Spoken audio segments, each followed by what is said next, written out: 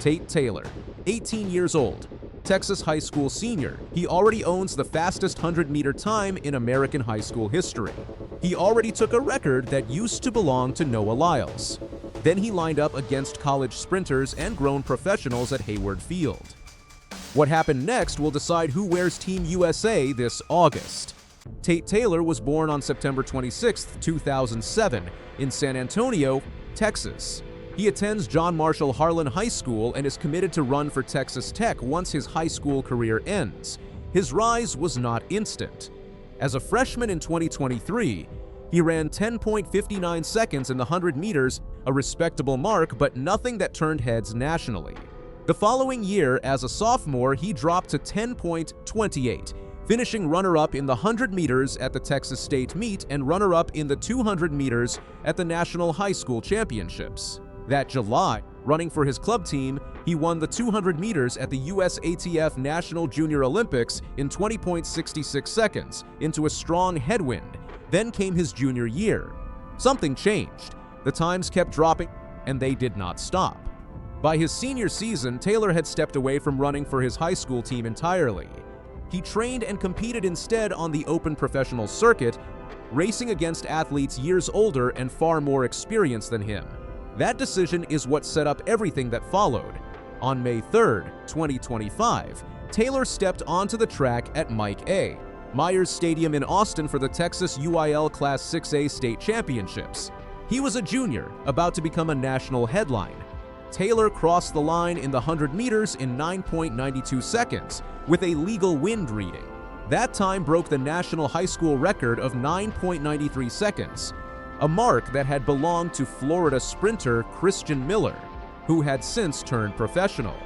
It also made him the second fastest under-20 sprinter in world history at that distance, behind only Olympic champion Letsile Tebogo of Botswana. Before that race, his personal best stood at 10.08 seconds, set just weeks earlier at a regional meet. Nobody expected a 0.4 of a second drop at the biggest meet of his season. He was not finished that day. A few hours later, Taylor returned and won the 200 meters in 20.14 seconds, completing one of the fastest sprint doubles ever run at the high school level. That season earned him the Gatorade National Track and Field Player of the Year award, announced in a surprise ceremony at his own high school on July 26, 2025.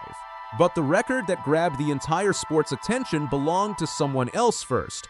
Months earlier, on March 16, 2025, Taylor ran 20.46 seconds in the 200 meters at the Nike Indoor Nationals. That run broke the national high school indoor record of 20.48 seconds, set by Issam Asinga in 2023. It also erased the specific meet record at that arena, a mark of 20.63 seconds that had belonged to Noah Lyles since 2016. Lyles, the reigning Olympic champion, posted about the run himself, calling it impressive and congratulating Taylor directly.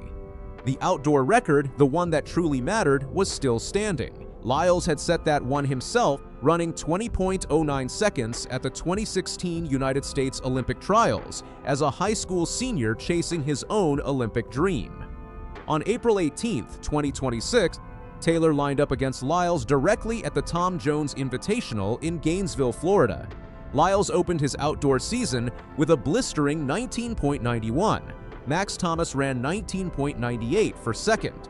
Taylor crossed third in 20.05 seconds. He finished behind the Olympic champion. But that 20.05 broke Lyles' decade-old high school outdoor record. 7 weeks later, Taylor was still not finished. At the USATF Lone Star Grand Prix in College Station, Texas on June 6th, he ran 19.97 seconds with a legal wind reading. Zimbabwe's Makana Kaishe Charamba, an Auburn senior and Paris Olympic finalist, won the race outright in 19.88. But Taylor's run made him the first high school athlete in American history to break 20 seconds in the outdoor 200 meters, erasing his own 5-week-old record in the process. A record that had stood for 10 years was gone. Then the kid who broke it again. Before any of that outdoor chaos, Taylor opened his senior season indoors with something nobody saw coming. On January 17, 2026, at the VA Showcase in Virginia, he stepped into the 300 meters for the first time in his competitive career.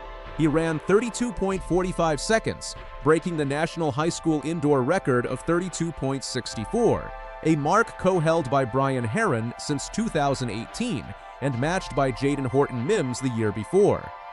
The performance also stood as a new world under-20 record in the event. He did not win that race alone in spirit. Future Texas Tech teammate Jake Odie Jordan pushed him through the final stretch. "It didn't even matter if I beat him, to be honest," Taylor said afterward. "I just wanted to push him to his absolute limit, and if that means he beat me, then so be it. But I'm glad we both got a national record." 3 different distances, 3 different national records, and his senior outdoor season had not even started yet. By the time spring arrived, Taylor was no longer a high schooler chasing professional times from a distance. He was racing them directly, on the same start line, in the same heat. 12 days after his outdoor 200-meter record fell again, Taylor walked into Hayward Field in Eugene, Oregon, for the men's 100-meter final at the USATF U20 Outdoor Championships on June 18, 2026. Hayward Field has hosted Olympic trials, NCAA finals, and a World Championships in recent years. It is one of the most pressure-tested tracks in the country, and Taylor was about to find out how it felt under his own feet. This was not a high school race. Most of the field had already finished a full year of college track. His sharpest competition was Kyler Brown of Ohio State. Another threat sat right behind him in lane assignment, high school sophomore Dylan Mitchell, already chasing Taylor's own times. The gun fired. Taylor crossed the line first in 10.15 seconds. Brown finished second in 10.21. Mitchell took third in 10.23. Taylor had just beaten a college conference finalist and the next wave of high school sprinters on the same afternoon, on the same track where a World Championship final would later be decided.